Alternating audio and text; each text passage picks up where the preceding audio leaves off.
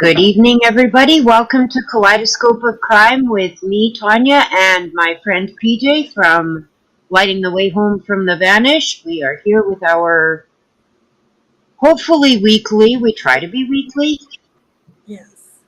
coverage on Highway of Tears cases. And this week we're moving into some of the killers that have killed in the Highway of Tears area.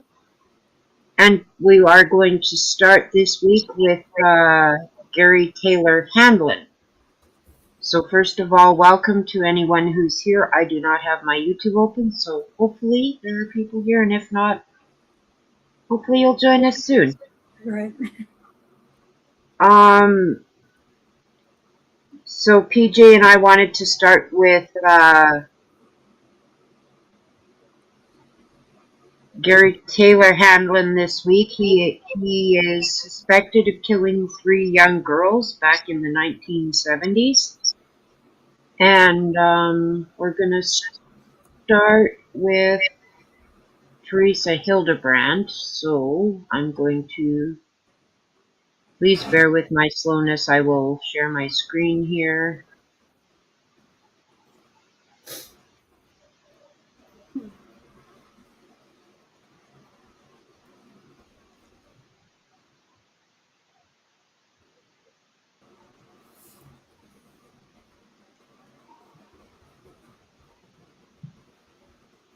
And hi, Sluggy and charismatically clever and lighting the way home. Oh, sorry. It's okay. I would have done the same thing. It's one of those days, you know what I mean? It really is. Oh, it really is. My coffee maker broke this morning, so Oh, yeah, brain not here. that's brutal. Who said what? Welcome. Thank you for coming. Hopefully it's not too terrible for you. So here we are. We have in the Abbottford news, the family of Teresa Hildebrand lives 4 decades without answers. Now, here's where we run into some confusion. This article says 1976. She disappeared. Others say 1974. I wanted to start with the first case. I don't know if I am or not. This could be the last one. I'm not sure. But because of a discrepancy in dates, I've heard 74, 76. So I don't know, but here we are. Yeah, sometimes the dates get screwed up with these cases. It seems like.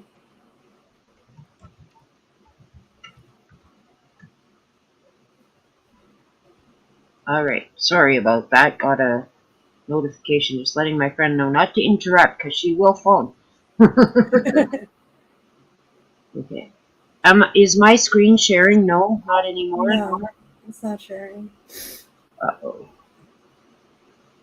Mine was being slow earlier too. So. All right, I was there and then I went away. Okay. Can you see it now? Let me see. Nope. Oh, I see it on the StreamYard. Yep, now I can. Okay. Okay. So Teresa Hildebrand disappeared May 24th, 1976. This is a photo of her sister and brother holding a photo of her. Very pretty young lady. She was either 15 or 16. Again, conflicting coverage. So I guess I'll just read the article. Teresa Hildebrand was an energetic and feisty teen who loved music, animals, and her family. She was a good girl who did well in school and caused few issues for her parents. She did not run away once. Oh, sorry, she did run away one time to the Blue Star Motel in Aldergrove to see her boyfriend after a fight with her dad. But her family tracked her down within a few hours and all was forgiven. Which, I mean, gosh, who hasn't done that? And unfortunately, this one little incident that is absolutely typical for a teenager Yeah. became an absolutely terrible thing, because you can just guess what the police did. Oh, it is. So when she failed to show up for a family dinner with her three siblings, parents, and grandparents on Victoria Day, May 24th, 1976, there was immediate concern. Despite her one runaway episode, the 15-year-old was otherwise responsible and would not miss a family occasion. If something had come up, she would have called. Worry quickly turned to fear, and the Matsqui Police Department was called. And here's where we get the rage kicking in. An officer arrived at the home on Sun Valley Crescent, located between Bradner and Ross Roads, north of Simpson Road, to take a report. Yes, Teresa had run away before, but it wasn't a serious attempt to leave home, the family told the officer. Which it absolutely wasn't. It was just a teenager taking off after an argument and cooling down and coming home. Right. God, I don't even know how many times I did that. Right. It's normal to go and try to calm down and then come back. Yeah, I mean, I did it so many times as a teenager. My goodness. She did it once, and it just becomes, oh, well, she's just a runaway. She'll be back. Yeah. She has a history. Well, not really. She was only gone a few hours. Right. They pointed out that on that occasion she had left behind. Okay, pardon me. Can I try this again? They pointed out that this time she'd left all of her belongings, including her prized transistor radio, which she most certainly would have taken if she was going to leave for any length of time. Teresa's oldest brother, Harold, who was 20 years old at the time, indicated that he had last seen his sister earlier that day when he ran into her and her boyfriend in Langley across from the A&W restaurant. The couple had hitchhiked from Abbottford, and he expected Teresa to show up for dinner that night. He regretted that he hadn't driven her home. Sister Debbie, then 18, recalled that Teresa was wearing a blue jacket that day, and she also always wore a heavy chain bracelet that Harold had made for her because she admired the one he wore. The family insisted there was reason to be concerned, but the officer said Teresa most likely had run away, and the family felt like they were being brushed off. There were no newspaper stories or TV news clips alerting the public to Teresa's disappearance or any official searches to try to find her.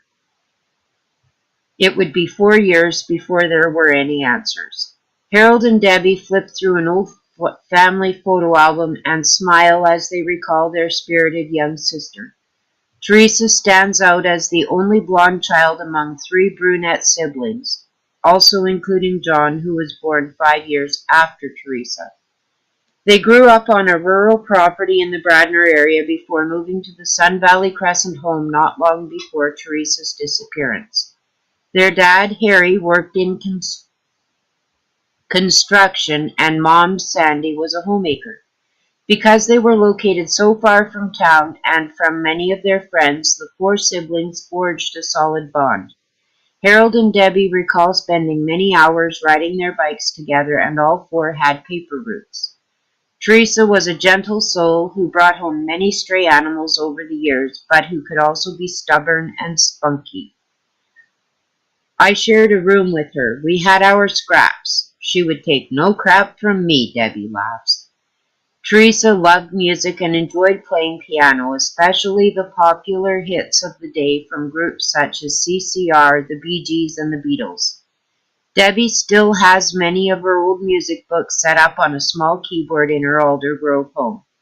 Harold, who still lives in Abbottford, recalls how once a week the siblings would go to the local second-hand store and trade in their comic books or have their mom drop them off at Alder Grove Lake to spend the day.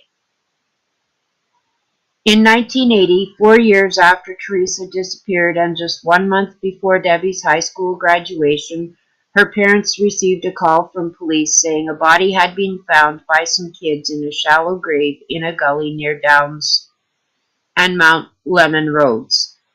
Police wanted to know if Teresa was wearing a blue jacket and a heavy bracelet on her wrist when she disappeared. It would take several days for dental records to confirm that the remains were indeed Teresa's. The autopsy revealed she had died from a severe blow to the head, possibly caused by a large rock or a hammer. The family had long believed that Teresa had met a terrible fate, but they had hoped she was still alive, perhaps sold into prostitution or held captive.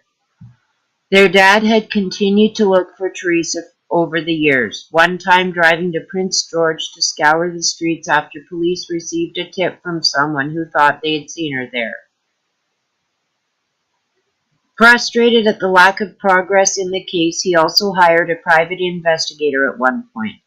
To this day, neither Harold nor Debbie know what information the investigation has produced. Teresa's boyfriend was ruled out as a suspect, but what happened after Harold ran across the couple in Langley? How did Teresa end up alone? Was she picked up by someone? Was there a suspect description? If there were answers, they were carried by their father, who shielded the rest of the family, including his wife, from the details to protect them from the pain. The burden became too much. Harold said their dad's hair turned white within 3 months of Teresa's body being discovered, and 3 years later, at the age of 49, he suffered a fatal heart attack while giving a speech at the local university for families of victims of violence. The family sprinkled his ashes in the Similkameen Valley in Princeton, in the same spot where Harry had spread Teresa's ashes, which he had carried on the back of his motorcycle on a solo trip. Debbie and Harold still hope for answers in Teresa's death, but have accepted those might not come. They think of her often and both have drastically different dreams about her. For Debbie, Teresa will show up at the door and say, "I'm not really dead," and the two will go shopping. Harold experiences images of her brutal and violent death. "I don't want to dream about it. It just happens," he says. Debbie says their mom, who lives in Aldergrove with the youngest of the 4 siblings, has difficulty talking about Teresa's death, but is becoming more open about it. They were encouraged by the first-degree murder charges laid last November against Gary Handlen, 67, for the deaths of Catherine Mary Herbert, 11, of Matsqui in 1975, and MonicaJack, 12, of Merritt in 1978. Catherine Mary's death was similar in that her skull was fractured and her jaw was broken. Her body was found near Harris Road in an undeveloped area less than about 10 kilometers north from where Teresa's body was discovered. Police have said they have not been able to link Handlen to Teresa's death. Debbie and Harold said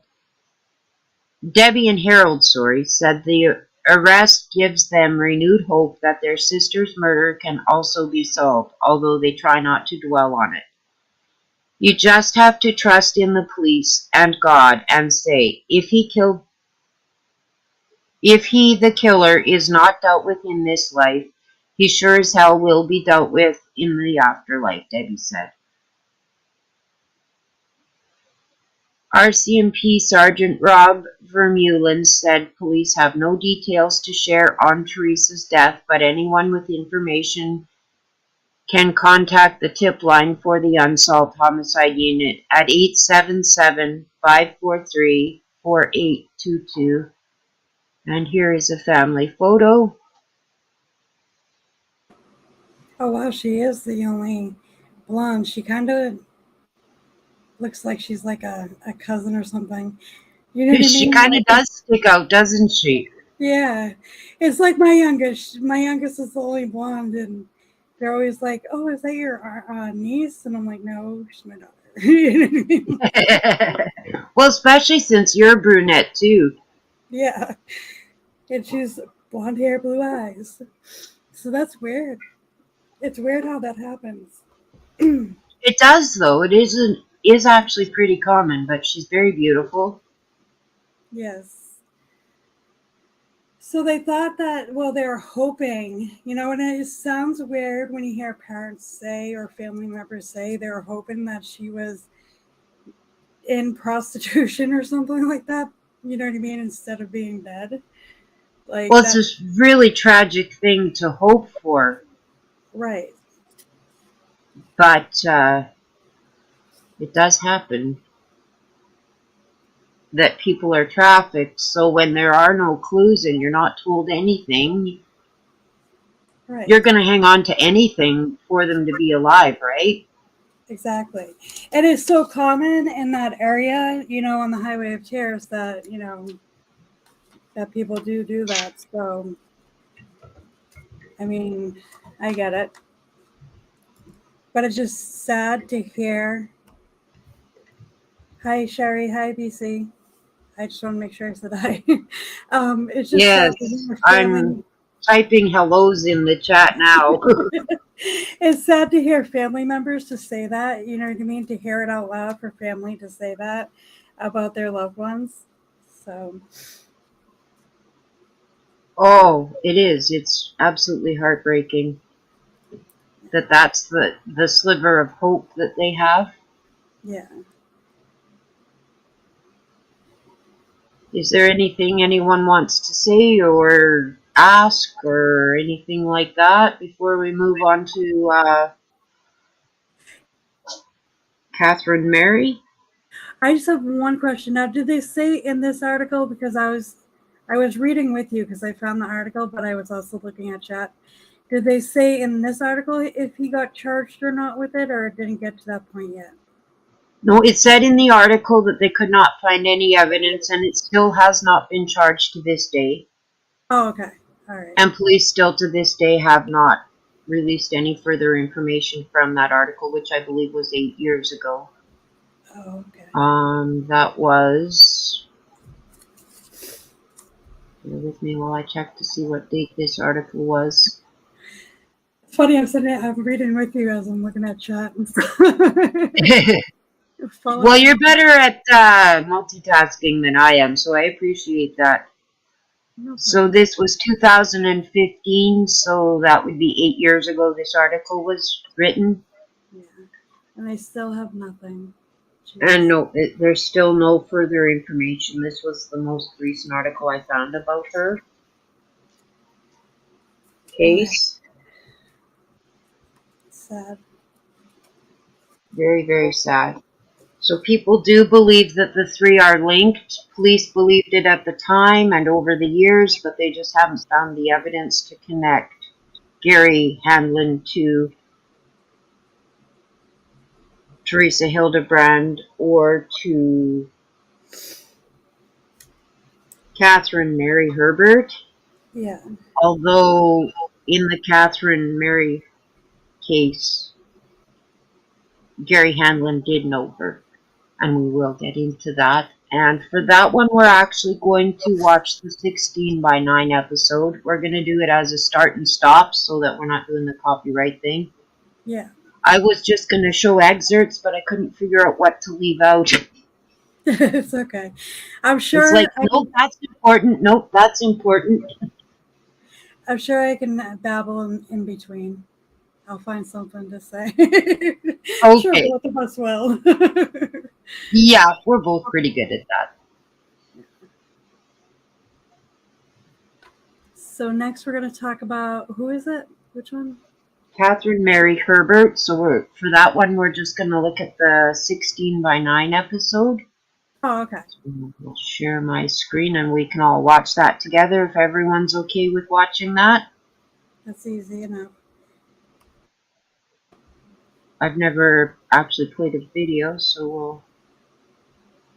Yeah, me and you would probably have to mute so it doesn't echo, or Okay, like when it's playing. sure.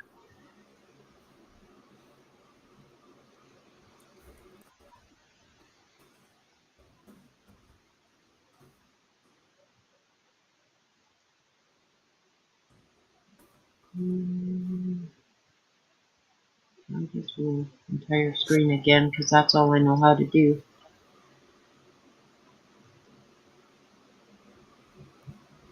Is it sharing? Oh, hold on. I don't think so. No, not yet. Why does it keep doing that? Nope. What did I just do? There we go. Okay, now I need to mute. Oh, okay, I did share.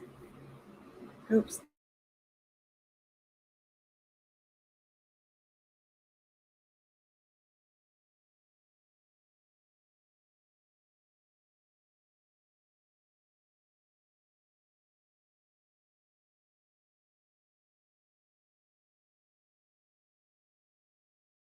The sound's just not playing.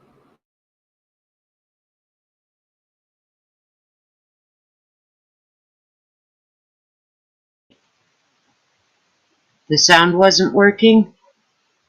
No, I didn't hear it. Uh-oh. How do I fix that? You might have to reshare it. Let me see.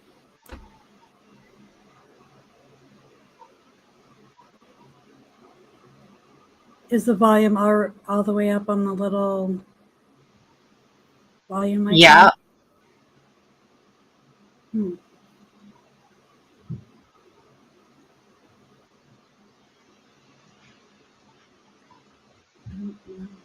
Is that any better? No.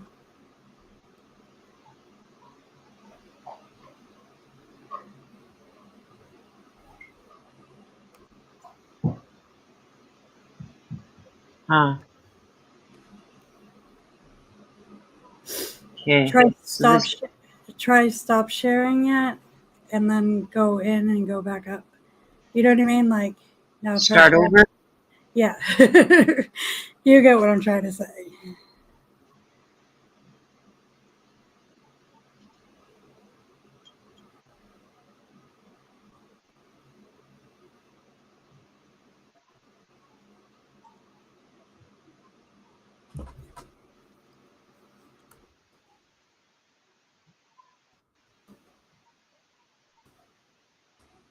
Is that playing now? I'm not hearing anything. Okay, well. Yeah, I don't know what to do there, so. Do you want me to see if on my side if it'll do it? Sure. Okay. I don't know what the difference will be, but I can see. Let's see. Oops. And then I just X out of it. Great job, Tanya. Sorry, everybody. Right here. Why do I? Okay, there we go. All right, you just have to hit share for me.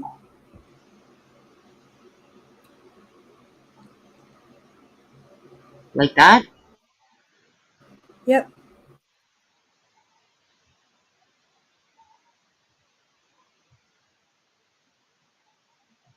Thank you, VC. That's what we're trying to do now. Hopefully hers will work better. Yep, I hear it now. It began as a missing persons case in the mid-70s in small town BC. 11-year-old Catherine Mary Herbert last seen walking home from a friend's house. Her body found 2 months later with a crushed skull. Police persisted in their investigation but never found the killer. Catherine Mary's mother, however, refused to give up. And as Sophie Louis reports, her relentless search for justice over 38 years has prompted police to keep the case and a mother's resolve alive.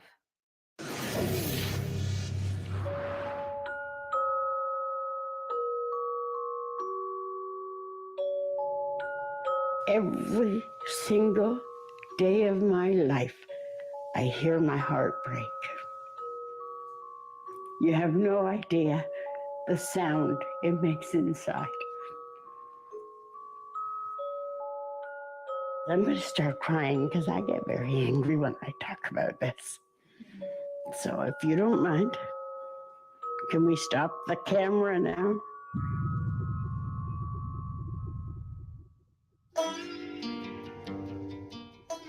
Abbottford, British Columbia, in the mid-1970s. In a small community called Matsqui, Sherry Greer was a young single mother raising 5 children. And I love my babies, every one of them.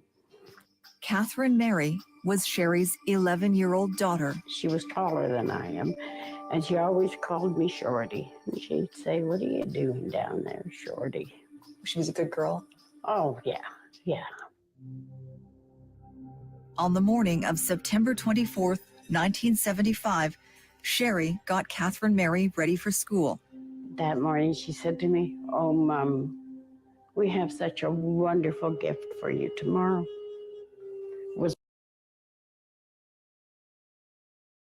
So is that when she vanishes, when she goes missing? Is that day?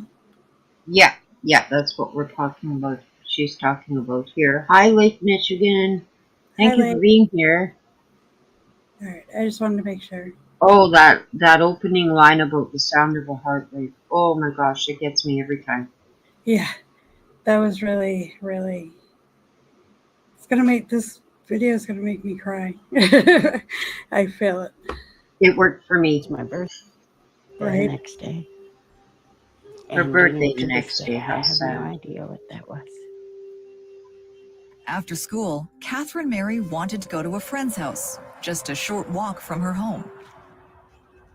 I didn't want to let her in, and I said, "Oh, all right. Oh, I love you, Mom." And I said, "Be home for supper." Okay. Well, she wasn't home for supper, so I phoned her. And I said, "Get your butt home." Catherine Mary never made it. Do you remember what you thought might have happened? I didn't know. And it wasn't until the next day that I started thinking of such good thoughts.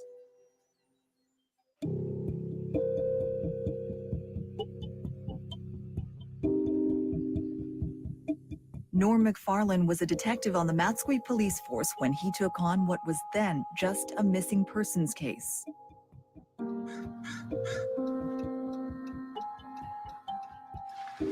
So this is the road she was walking? Yes, that's the road that Catherine was last seen walking south in this direction that way. And she was coming from a friend that way about a half a mile. She was last seen at this corner, doubling on a friend's bicycle before turning to walk the 800 meters home. I spent hours and hours walking up and down that particular street, searching every building, figuring that maybe somebody saw her. There was one clue, reports of a car parked nearby, within sight of the family home, a man seated inside. It's amazing how close she was. Yeah, a 5-minute walk would do it. Yeah.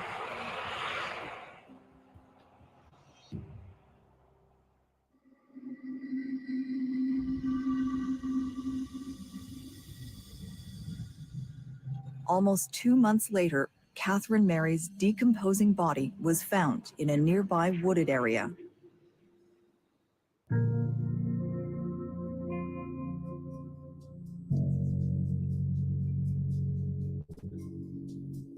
So this is where her body was found?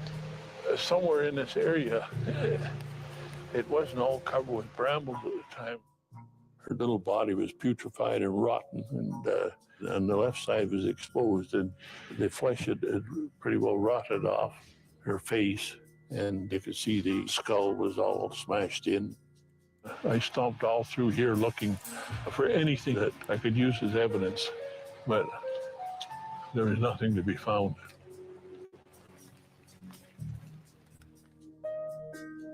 Norm quickly narrowed down who he thought was parked in the suspicious car.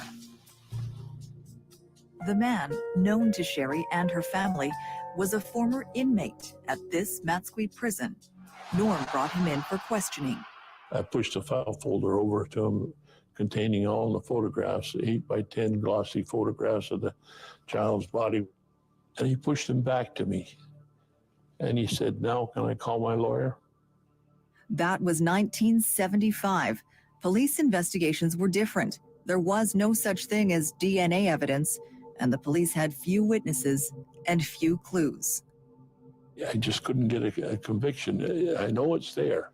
This has haunted me for years. As time passed, the investigation changed hands. Still, no arrests were made. Sherry kept the pressure on the police to keep going, but she says after Norm, they were not as understanding. Yeah, he said, stop phoning here. You don't need to be phoning us all the time. We'll call you. And I didn't want to stop phoning. The case was going cold until other girls started disappearing. Like 16-year-old Teresa Hildebrandt of Matsqui. I'm just going to pause it real quick, just so we don't get copyrighted. And Lake had asked how old.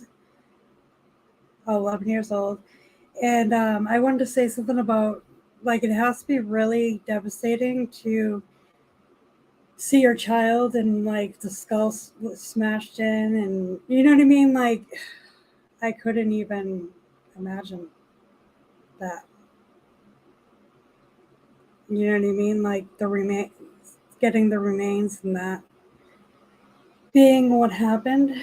Oh, those details would just haunt a person. Yeah. Because you obviously have to identify your child and things like that. So it's just, oh. Yeah, especially back then when they didn't have DNA. Mm. That's awful. So she was 11 years old. Now, that was the Highway of Tears, correct? That is the Highway of Tears that she was on. Yes, these communities are along the highway. And it was,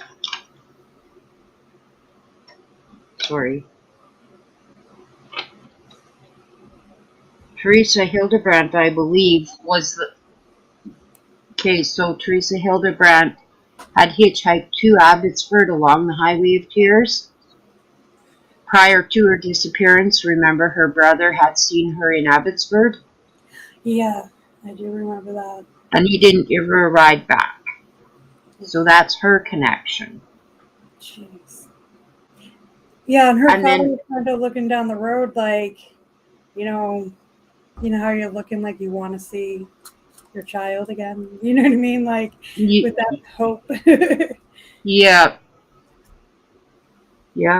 And then MonicaJack, who we will be talking about next, she was part of the EPANA investigation. Her case was the only one of the three that was investigated by EPANA. Oh. Okay. But she was included in the Highway of Tears investigations. So that is where the connections come in. Yeah. And then people have long connected the three together. So Interesting. that's how it gets into our Highway of Tears. Very interesting. All right. I'll start it back up again. Okay. I will mute myself now. She went missing in 1976. Her body, nothing but bones, was discovered 4 years later in a wooded area. Or the 1978 disappearance of 12-year-old MonicaJack in Merritt, BC.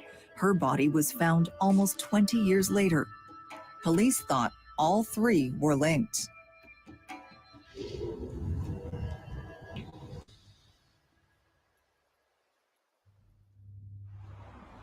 While the investigation for a potential serial killer inched on, Sherry clung to a precious few mementos from her daughter. Is that Catherine Mary's diary? Yeah. You kept it all these years? Yeah. This just warmed my heart. Mom's good to me. So it makes me feel good. I'm horrified by the fact that I wanted it to be somebody else's rather than mine, but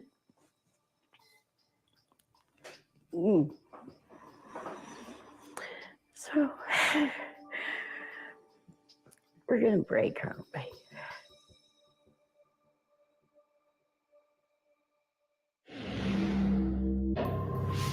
Next, can new technology help solve a very old case? When I look at it, where there's smoke, there's fire.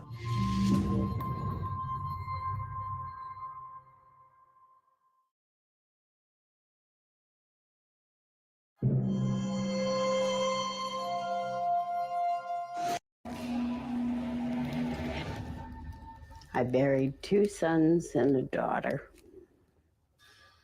It's painful. It'll always hurt. You know, there's no such thing as closure. Sherry Greer's heartache has become almost unbearable. In 1974, her son Donnie drowned. The next year, her 11-year-old daughter Catherine Mary was murdered.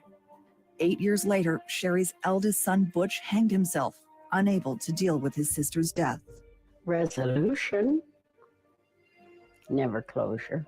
My daughter, no resolution. So I fight for that. Sherry Greer says police inaction has left her young daughter's murder unsolved and her grief unable to subside. Sometimes I just get so pissed off, so angry, because they didn't do their job. And as far as I'm concerned, they're still not doing their job. I'm angry at the fact that the individual can get away with this. The case also consumes retired officer Paul Briggs. When I met Sherry Greer, not only did I have to deal with all the anger of a mother whose child's been murdered, I had to deal with all the anger that that woman had towards every police officer that she'd ever met who treated her badly. The two grew close in 1996 when he was assigned to rebuild Catherine Mary's file 2 decades after her murder. And I think that by 1996, we learned a whole heck of a lot about investigation.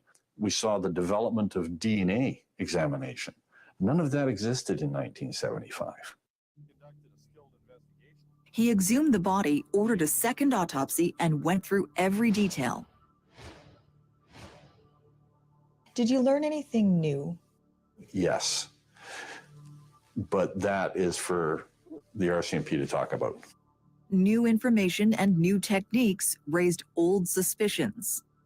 A person of interest was identified in 1975, and I'm still satisfied that when I look at it, where there's smoke, there's fire. That person of interest was convicted of raping a woman in the 1970s, but only circumstantial evidence linked him to Catherine Mary's murder. The man, now in his 60s, has been in and out of police custody for the last 20 years. 16 by 9 attempted to contact him for an interview, but he did not respond to our request. Still, to Paul, the search is not over. And I honestly believe this has the potential of being solved. It's about keeping the file alive. The file now remains in the hands of the RCMP. It is a very challenging investigation. And Inspector Gary Handlen.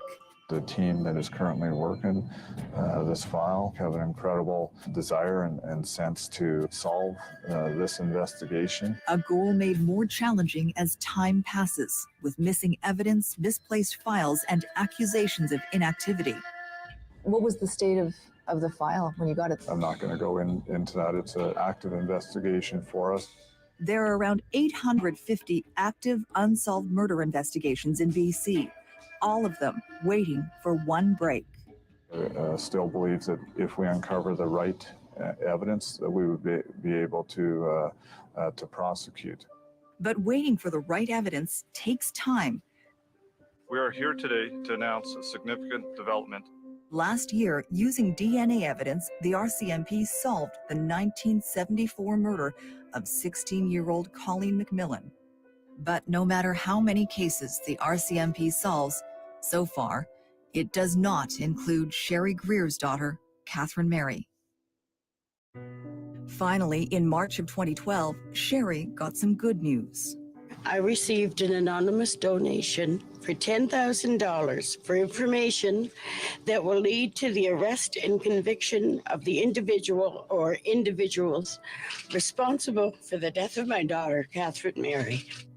While Sherry waits for someone to remember something, she has received her own recognition. I think it's gorgeous.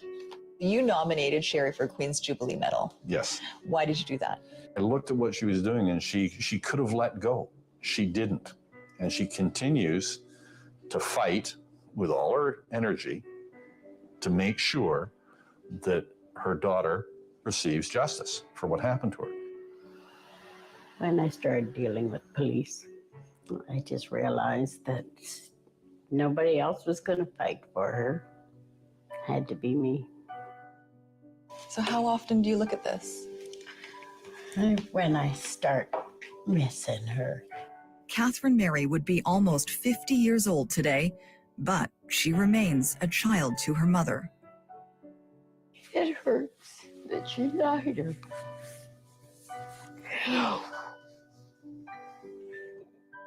Oh, I'm not going to give up the fight. No, I'll go down to my grave fighting if I have to.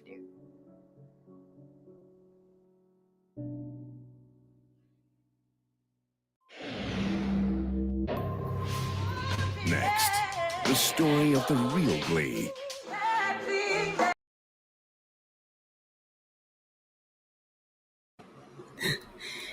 I didn't want them to copyright you for the song. I was like, oh no, a song. But wow, that's crazy. Like, she lost 3 children. Wow. Charismatically clever. I pray the mother get. Well, I'll put your comment after. Did you see there? Sadly, the mother passed away of a heart attack in 2019, and as we go through the story, you will see that justice is rather questionable in the case of Catherine Mary Herbert. Oh, so she did end up passing away in 2019?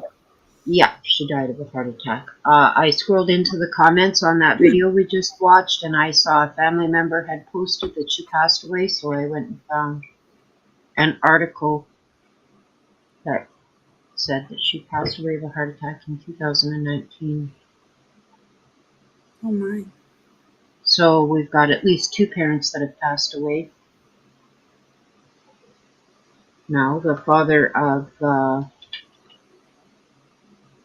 Teresa, and then the mother of Catherine Mary, which is so sad.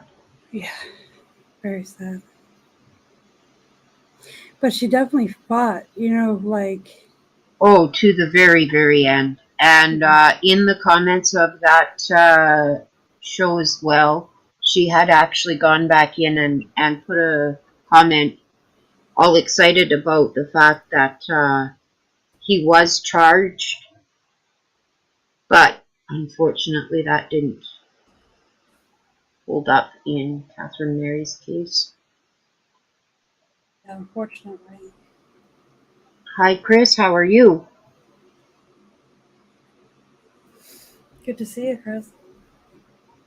So then we have the case of MonicaJack. Oh boy. Now, unfortunately, everything I had pulled up was... Okay, so here we go. Got it. You got it now? Yeah. Now I gotta get back to you guys. Okay, so let's try sharing this.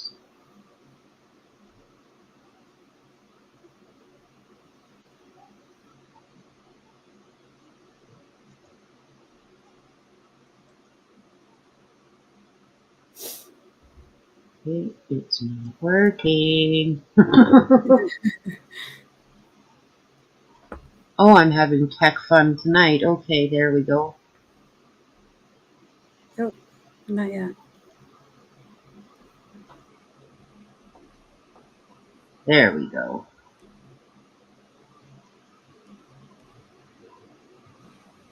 So I've got an old article here from the Vancouver Sun. Forget the date on this one. 1981. RCMP investigators will consider the possibility that the slaying of 12-year-old Christine Weller is linked to the death of another BC girl and the disappearance of a third.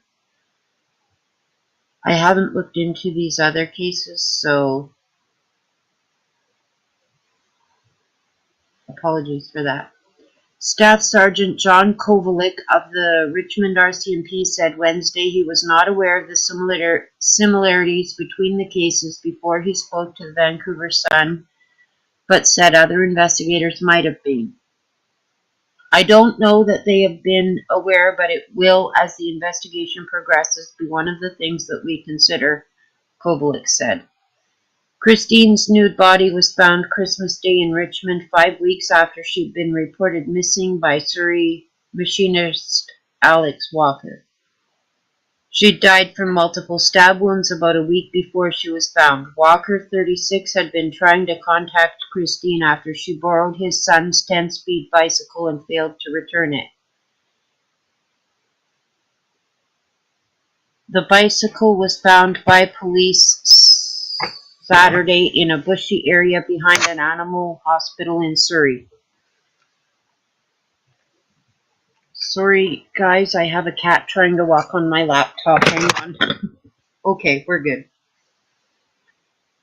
She had died.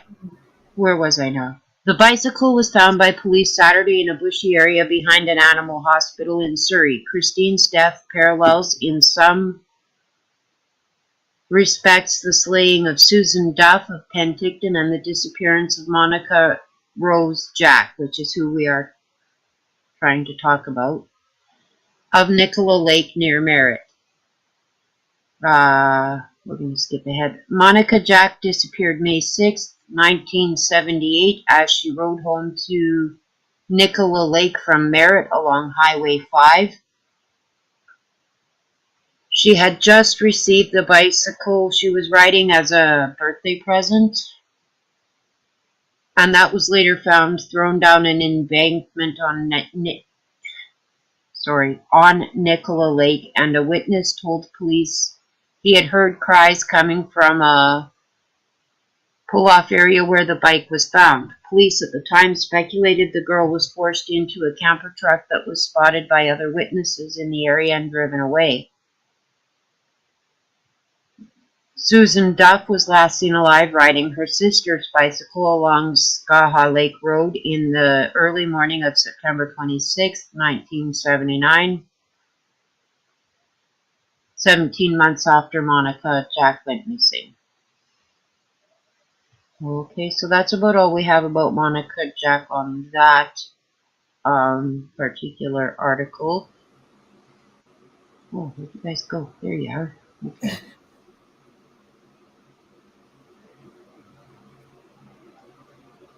And then then I have an article that was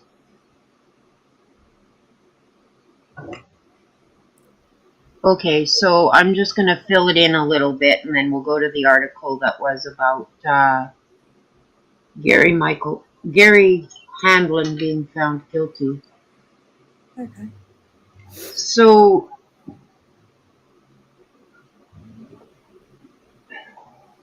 MonicaJack was, well, where did I put my notes?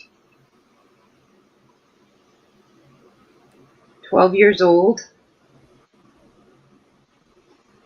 and she went missing in 1978, right? Yes, 1978, as they said. And then what happened was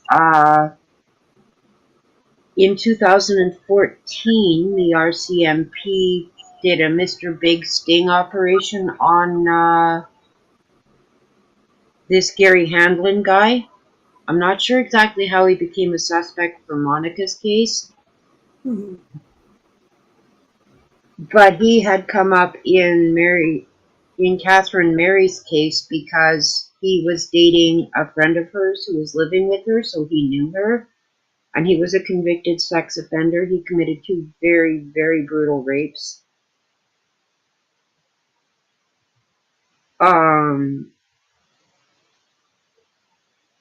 And so he had come up in that case, and then because they were linking all of these cases together, then he became a suspect for MonicaJack as well. And they did a Mr. Big sting operation in which they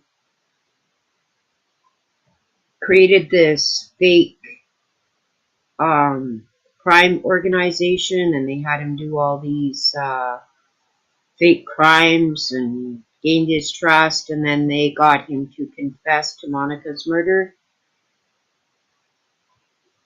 And I actually did find the footage of that. Does everybody want to see the footage of him confessing during the Mr. Big sting operation?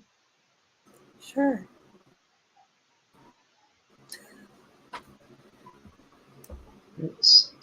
Ooh, sorry guys. You're fine. Okay, I'm gonna find that again.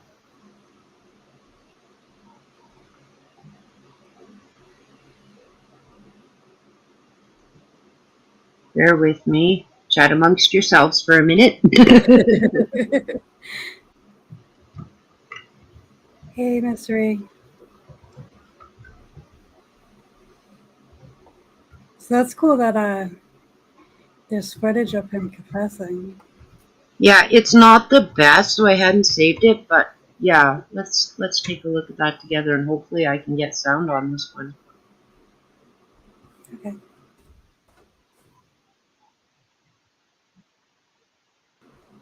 Because it is on a news channel, so it should be okay to share it. Yeah.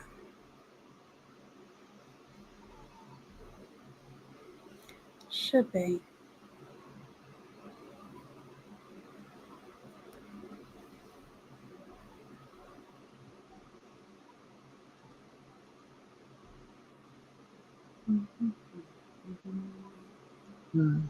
Okay, found it.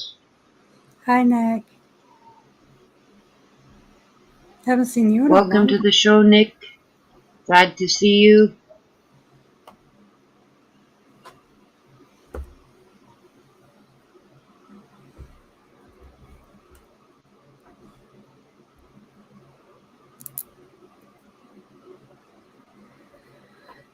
I just don't go around YouTube that often anymore. So I don't see many people anymore. I have to quit going around YouTube so much so that I actually make time to do my content. Right? Yeah, you do. Lady. Yep. I spend way too much time watching everybody else's work. Yes. Okay, so let me know if you can hear this. Okay. It'll play.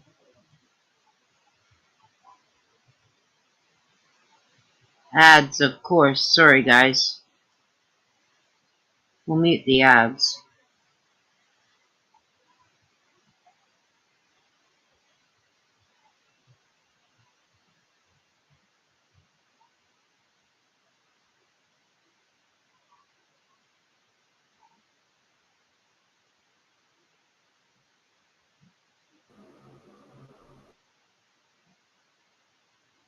Uh-oh. Can you hear that? No. If you need to, you can put in the private chat section here, you can share it to me and I can try to do what I did before if you want.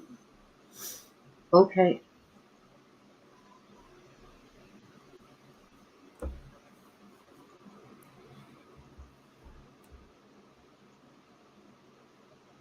There we go. I sent it to you. Okay. Now how do I get back to the normal chat? No, I thought I left. I was like, oh no, I left StreamYard. Oh, Oh, and now my chat disappeared. but I didn't. There Oh, we go.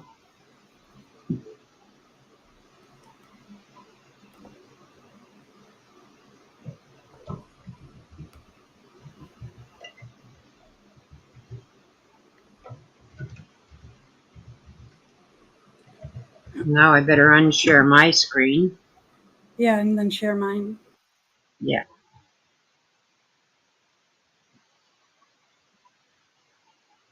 Okay, how do I share yours again? Down on the bottom.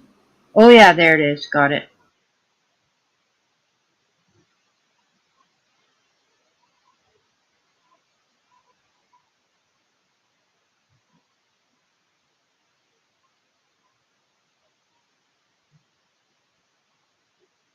Yes, it has been released with the voice of the undercover officer altered and his identity blurred out. But the accused, you will see on the bottom right of your screen, and his voice is not altered, but we did listen to it carefully and put subtitles there to help clarify what he's saying. So just a reminder, it was a clear spring Saturday, a Saturday spring day back in 1978 when 12-year-old MonicaJack was riding her bicycle from Merritt to her home in Nicola Lakes. She never arrived. Her remains were discovered in 1996, 17 years after her disappearance. Some forestry workers found the skeleton about 20 kilometers from where her bike was found.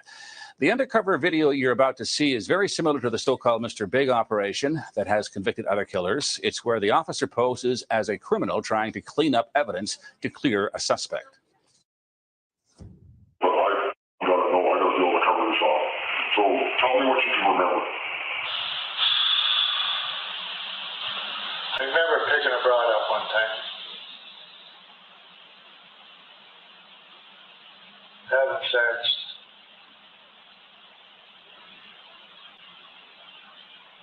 Then I just lost it for some reason. Oh, I think I strangled it, I'm not sure. This one here is either of us is she's like 11 or 12 years old. That could be. And again, I don't care. But if I'm gonna do it, I know she was later, I gotta know everything about that. I'll just be looked at a second. The accused, Gary Handlen, was 67 years old when he was arrested 3 years ago. He would have been about 31 years of age when MonicaJack was killed. He has pleaded not guilty.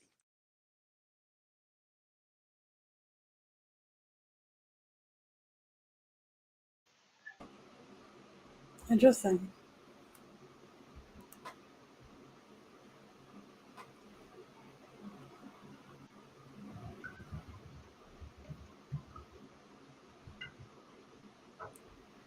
Then I just lost it for some reason.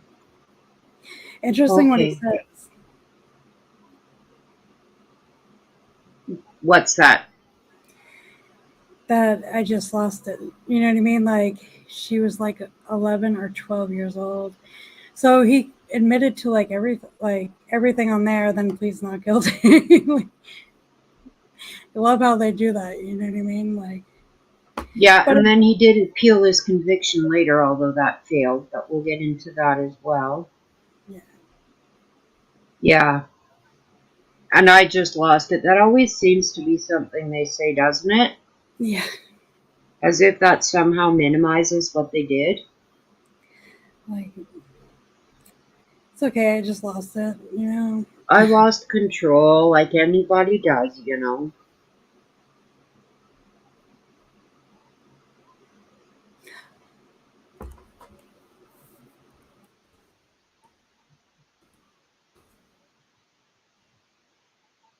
Oh my goodness. Okay, so then I have an article of him being found guilty.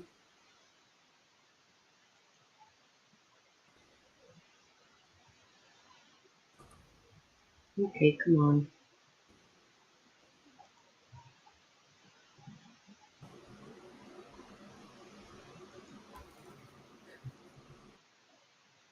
Oh boy.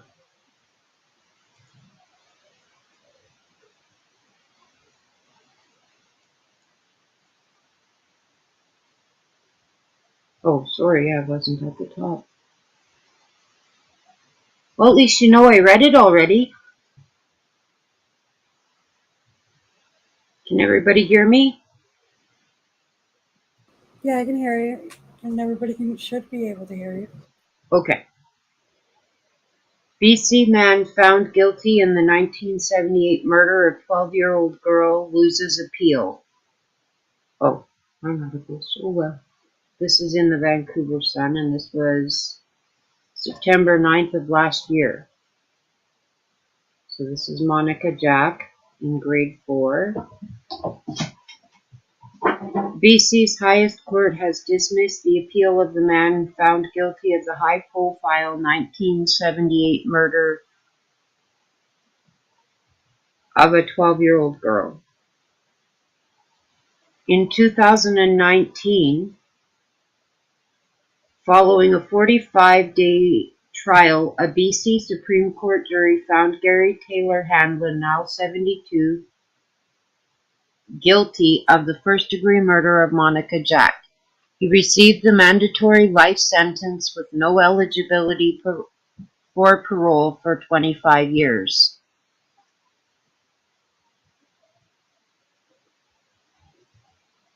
Which in his case, at his age, would mean he's staying there. Monica was last seen alive in the early evening of May 6, 1978, after she and a friend had cycled into Merritt earlier in the day. They left Merritt together, first arriving at the friend's home, and then Monica continued alone on her bike towards her home.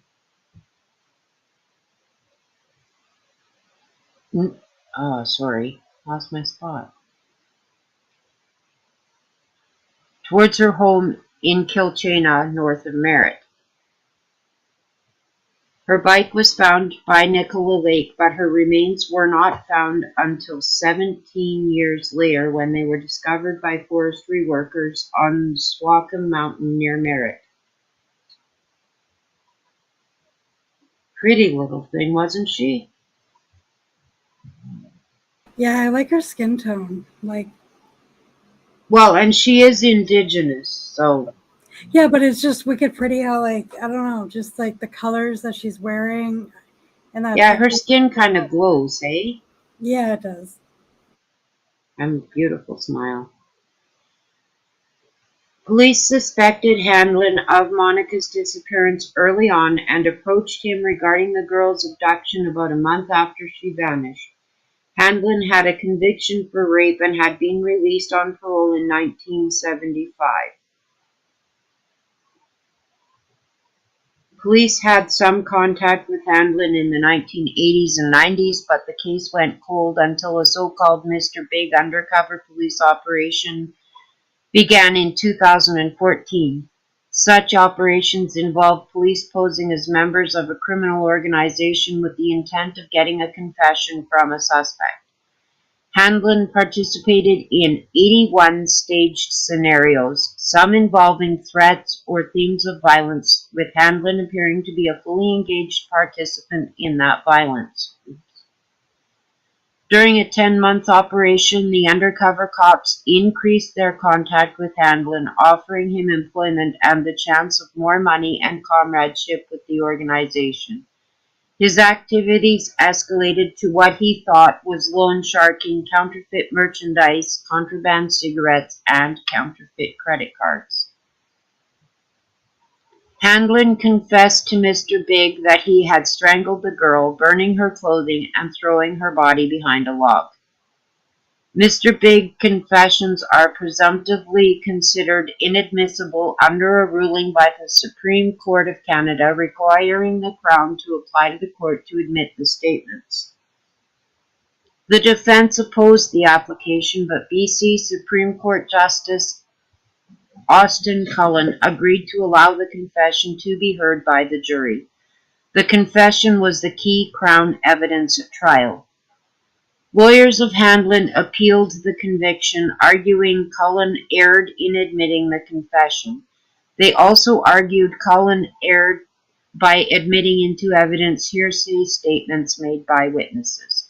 But in a ruling released on Friday, a 3-judge panel of the BC Court of Appeal rejected those arguments.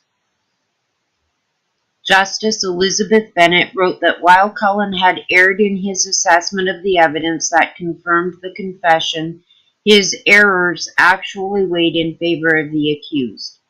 Mr. Handlen has not shown that there is a palpable or overriding error in the exercise of the judge's discretion to admit the Mr. Big statement. Indeed, in my opinion, the evidence establishing threshold reliability of the confession... Oh, my screens. Yeah. Where was I?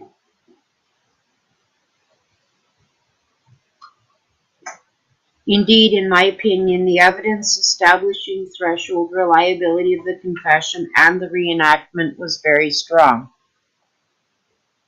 So I interpret that to mean that they feel that the statements he gave were accurate enough and the reenactment that he did was accurate enough to outweigh any like to prove that it was a reliable statement. Yeah, so they can't use the confession, it's pretty much saying?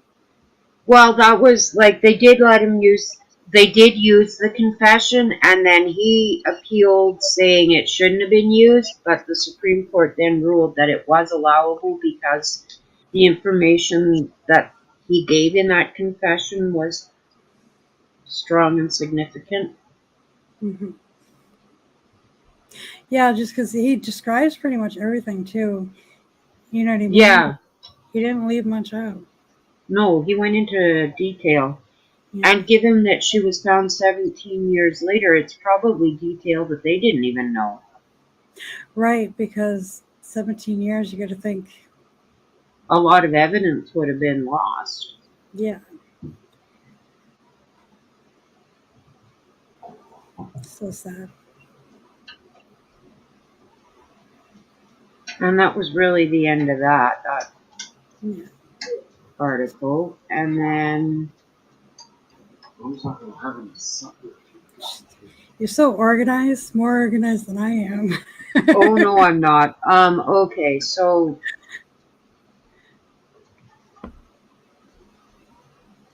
I also have this that I wanted to share from the Merritt Herald.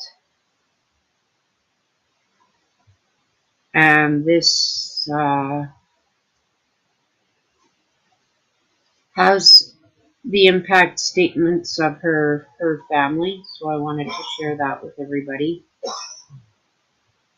Several members of MonicaJack's family delivered tearful victim impact statements at the sentencing of the girl's killer on Monday. Earlier this month, so this was, January 29th of 2019. So again, fairly recent that this conviction was made, like 4 years. Okay. Yeah, that Gary. That's about 4 years ago. Yeah. Okay, so he was convicted by a jury in the May 1978 first-degree murder of 12-year-old Monica. I just want to point out that this is the only case he was convicted in. He was initially charged with Catherine Mary's murder as well, but that was dismissed at trial because of the lack of evidence in her case. So I just wanted to point that out. I'm afraid it's not turning up in any of the articles I've got up here, so. Okay. Earlier this month, Gary Handlen was convicted by a jury of the May 1978. I'm just going to skip ahead to reading what the family had to say.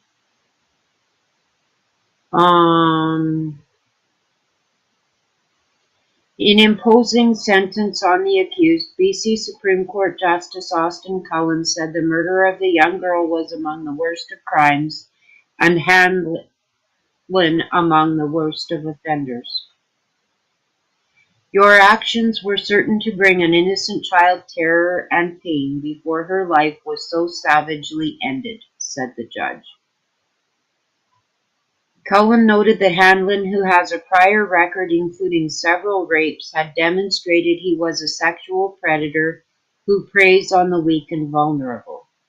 You ripped away the life of a young girl and deprived her of an opportunity to grow into adulthood and experience all that life has to offer. Powerful words. The girl went missing while riding her bicycle along Nicola Lake, not far from her home.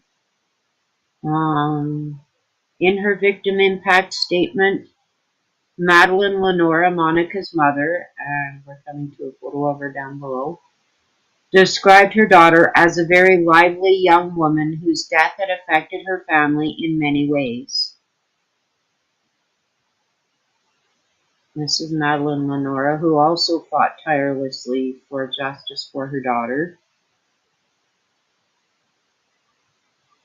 Poor lady.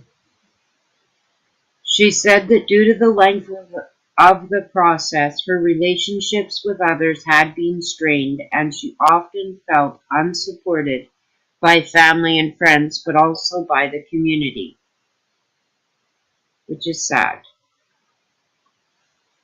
I have anger spurts at myself and sometimes those around me. The whole experience has been very stressful. I have been grieving the loss of my daughter for over 40 years.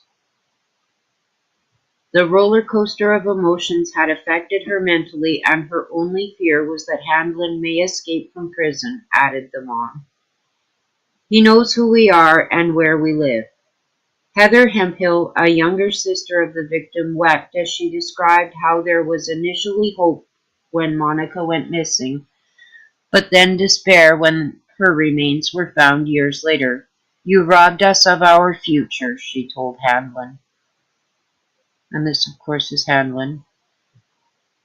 She said her sister never got a chance to grow up, get married, and have children and grandchildren. It just breaks my heart every time of the future that could have been had you had you not driven down that road, had you not seen my sister riding her bike. In a community impact statement, Chief Aaron, I cannot say that, so we're just going to skip his last name. Chief Aaron of the Lower Nicola Indian Band said the band was devastated by the murder of the young girl. The Lower Nicola Band was a peaceful, prosperous, and safe community, and that changed the day Monica didn't come home. After Monica's disappearance, families didn't feel safe, especially those with children. The chief said that everything in their community is centered around the future of their children, and Monica's future was taken away by Handlen. We fear for our safety were Gary Handlen to get out of jail. He has never taken responsibility for what he did to Monica, and he has never shown any remorse for the murder of Monica. After the sentencing, Crown Counsel Mark Sheardown told the court that the Crown would not be proceeding with evidence involving a second-degree murder count against Handlen involving 11-year-old Catherine Mary Herbert. The judge then dismissed the charge.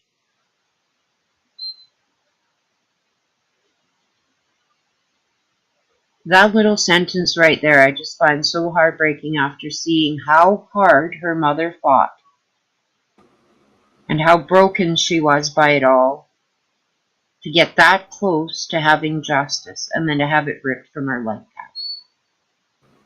Yeah, it's heartbreaking. Outside court, Crown spokesman Dan McLaughlin told reporters that Crown would be reviewing a pretrial ruling involving the Herbert count, but did not elaborate. And then I haven't been able to find anything further about Catherine Mary Herbert, so I'm guessing that that's where it got left.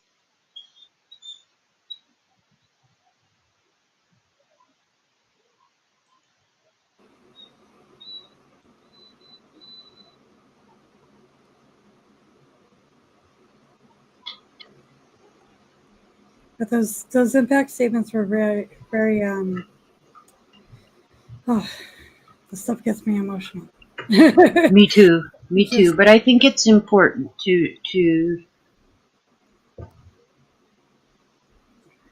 show their love and their heartbreak.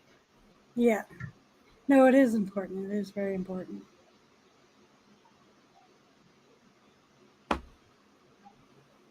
Oh.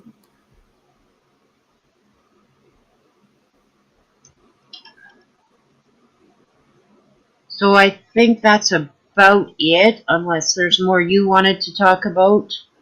No, that's pretty much it. I kind of skimmed through the cases and stuff like that because I was on and off because the kids had remote schooling today, so it kind of threw me off a little bit because they were home. Yeah, you know what I mean? That would do it for sure. So I wasn't used to them being here while I was, looking through stuff.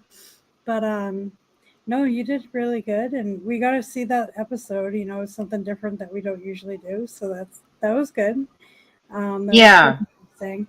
It's sad that she passed away before she was able to get justice for her daughter. You know what I mean? The last case that you talked about. But hopefully, he stays in there and they don't release him ever, which it doesn't sound like they plan on releasing him because he admitted everything. You know what I mean? Well, and he's not eligible for parole for 25 years, and he would have been 71 when he was sentenced, so that would make him 96 before he's eligible for parole. Yeah. So let's hope he dies before he's 96. Right. So true. Sounds cruel and awful, but he was a horrible man. Yeah. I did find more detailed information on the rapes that he was convicted of. Yeah. But I was having trouble finding them again. Yeah. And those accounts were just absolutely brutal and horrific, and my heart goes out to the survivors, and I hope and pray that they are well. Yeah.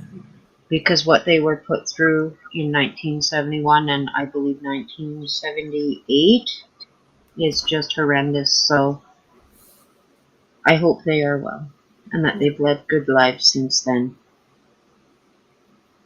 Sorry, Lake, that it was sad. It's just there's a lot of victims on the Highway of Tears, which I think a lot of people know, and they're like, it's still happening. What is it, like 54 years? You had said the other day. 1969, sorry, is the first recorded murder that we know of on the Highway of Tears.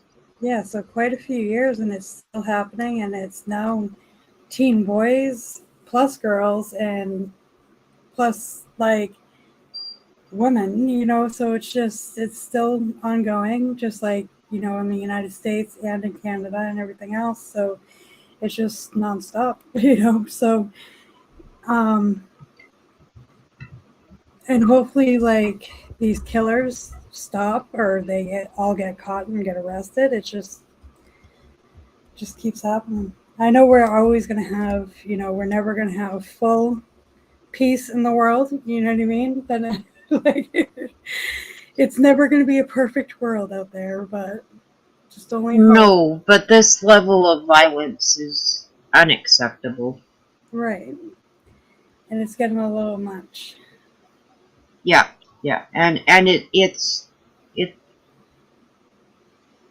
has to be talked about, because how else do you stop it, right? Right. And how else do you solve the cases if nobody knows about them? Yeah. But I think next time, because there is another serial killer. Oh, I just had his name. MonicaJack Fowler I'll do. Yep. And then Yep. I think the last one will kind of touch base again. I think it's Cody Lega, whatever. What is his name? The ones I have are Cody Legebakov. Yep, him. MonicaJack Fowler, Brian Peter Arp, and Edward Dennis Isaac. Okay. So there is. I haven't looked into Brian Peter Arp or Edward Dennis Isaac yet, so. All right. So I think next time, so on my channel, we'll do MonicaJack Fowler, and then maybe when we go over to yours, we can split up Cody's. His name's Cody, right? I keep saying Cody. Yeah. Okay, we can split up, like, because he has a lot. Oh, yeah. I So- think MonicaJack Fowler is a pretty big one, too. Once we get into it, we will know better, but I'm pretty sure it is because he committed murders in U.S. and Canada both, so. Yeah. And he's got quite a few convictions, I believe, and quite a few more suspected cases. Yeah, I feel a little bit more into him because I kind of, while you're talking, I was kind of looking.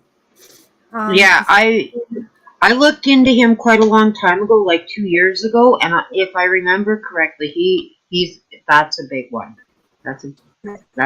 Might be a 2 episode. MonicaJack Fowler. Yeah. Okay. All right, I'm just writing that down. So you got if it's the one I'm thinking of, yeah. And then Cody Legabokov. Oh, that's a tough name, hey? Yeah. Now, is William Patrick Fife one of them? I haven't heard of him. I should write him down and look into him. He comes up as a Canada killer, so I was just asking. We can look into him for sure. Yeah. But, all right. Well, we'll figure it out, but I just figured that next time we'll just do that we'll look into MonicaJack and we'll see what we can do. If MonicaJack and Cody end up being huge ones, we can make them into one on mine and one on yours for Bobby, and then one on mine and one on yours for Cody. So sure. Yeah, we can. Split it up. We'll just ping pong all of our viewers back and forth, you know. Right. But that'll be good. So, but it was fun. I had fun, learning about. Well, as much as you can, yeah. But it's a lot less painful when you talk about it with a friend. Yes, it really is, though, because you can bounce back and forth, honestly. Yeah. That's what makes it easier. But. Okay, well, it was good to chat with you again, PJ, and thank you for being here, everybody. I hope everyone has a wonderful evening this evening. And take care. And I'll see you all in PJ's chat. All right, have probably a good night. tomorrow. Take care. Bye. Bye.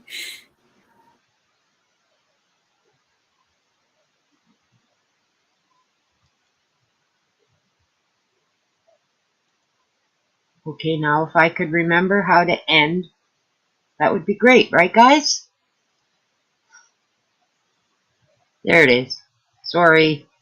Take care. Bye. Bye, everybody.